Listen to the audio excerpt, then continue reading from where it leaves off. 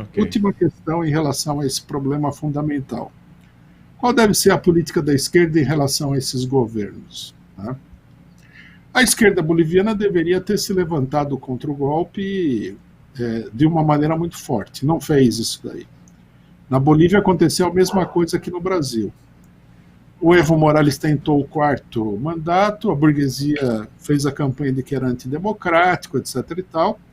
O MAS havia feito uma série de coisas contra a população, e na hora do e a burguesia logicamente é consciente disso. Na hora do golpe, a direita, a esquerda, uma boa parte da esquerda assumiu uma posição de neutralidade, que é a posição da esquerda em todos os países da América do Sul, da esquerda, digamos assim, que se situaria à esquerda desses partidos como o MAS, como o PT, etc. e tal. Isso daí não é um sinal de radicalização esquerdista, mas é um sinal de que essa esquerda é uma esquerda, entre aspas, democrática, que acompanha a burguesia imperialista. Nós vimos no Brasil, né, a hostilidade contra o PT, o apoio a campanhas contra a corrupção, processos farsa, etc. e tal. Essa foi a conduta geral da esquerda. E a mesma coisa na Argentina, a mesma coisa em todos os lugares. Né? No Equador é muito marcante. Por exemplo, o ex-presidente Rafael Correa foi impedido de concorrer e depois colocaram na ilegalidade todo o partido. O dever da esquerda era defender esse partido, etc. e tal. Bom, agora o que vai acontecer? Uma boa parte da esquerda, né, que inclusive achou que o golpe do Evo Morales era um golpe, não era bem um golpe de Estado, etc. e tal, vai ficar, e toda a esquerda, até a esquerda que acha que o governo Arce é muito ruim, vai ficar subordinado a esse governo, não vai conseguir ter uma política independente. Por quê? Porque a política independente depende de uma política para mobilizar as massas sobre a base da realidade concreta que existe no país. Por exemplo, cobrar do governo Luiz Arce que ele atue como um governo que recebeu um mandato popular contra o golpe. Ruptura com os golpistas, né?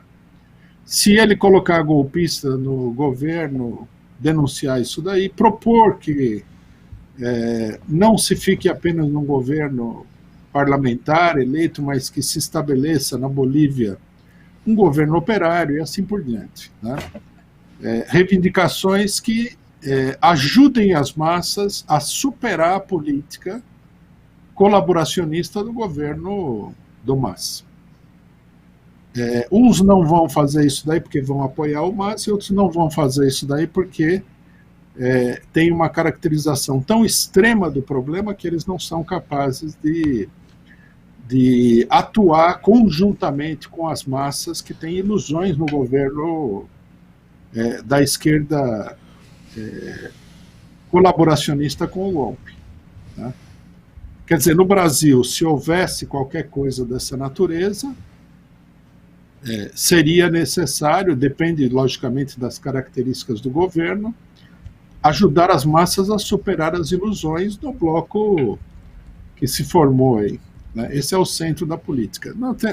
Nós temos visto aí que a esquerda brasileira, que é uma esquerda, a esquerda dita revolucionária, que é uma esquerda muito pouco desenvolvida, eles acreditam que a política possa ser feita através de declarações bombásticas. Né?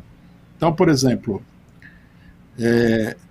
há uma parcela da esquerda brasileira que quer denunciar de uma maneira total o PT. Tudo bem, é uma coisa que pode ser feita, denunciar o PT pela sua política e tudo mais. Mas o problema não é esse. Isso não é uma política, isso é uma ação puramente declarativa. O grande problema é intervir na situação. É ver se a situação evolui. Se o PT, se os militantes do PT eles andam para frente, se a coisa vai se desenvolver. E para isso é preciso ter uma política concreta, é preciso ter palavra de ordem. Por exemplo, a palavra de ordem que nós levantamos, de que é preciso defender os direitos políticos do Lula, e é preciso propor a candidatura dele, né? Por uma parte da esquerda, que olha a coisa de uma maneira muito limitada, eles vão falar, não, o PT está aí apoiando, o PCO está apoiando o PT, etc. e tal. Do nosso ponto de vista, é uma política que permite, né, aos trabalhadores, aos ativistas, aos militantes, etc., agir politicamente para evoluir. A política de falar, não, o PT é isso, o PT é aquilo, o PT é aquele outro, sem apresentar nenhum tipo de curso de ação política, é uma coisa totalmente estéril, né? A luta contra o golpe, por exemplo, muita gente interpretou como sendo uma defesa da política do PT no governo. Não, na realidade, não. E a luta contra o golpe fez com que amplos setores evoluíssem politicamente, compreendessem o que estava acontecendo. Aí a pessoa fala, mas eles continuam apoiando o PT. Tudo bem, porque é parte da experiência dele. O que a gente vai fazer? Como é que você pode fazer a pessoa evoluir? Somente através da ação política. Mas, né, os que estão apoiando o PT contra o golpe são diferentes de muitos que apoiavam o PT no governo. Que apoiavam o PT no governo porque era conveniente. Os que apoiam o PT contra o golpe, esses estão militando, estão num movimento político que é um progresso em relação àquele movimento anterior. Bom, para concluir esse tópico aqui, só queria dizer o seguinte, né? É da maior importância para estabelecer uma orientação política revolucionária acompanhar o que acontece na América Latina. O que acontece concretamente, Argentina, Equador, Peru, Chile, né? No Chile há uma certa retomada da mobilização, precisa acompanhar isso daí. Bom, e em geral no mundo todo, né? Os padrões políticos eles se desenvolvem em escala internacional, de acordo com as peculiaridades de cada país.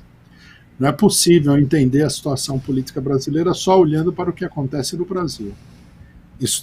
Ao fazer isso daí, a gente acaba caindo num paroquialismo político.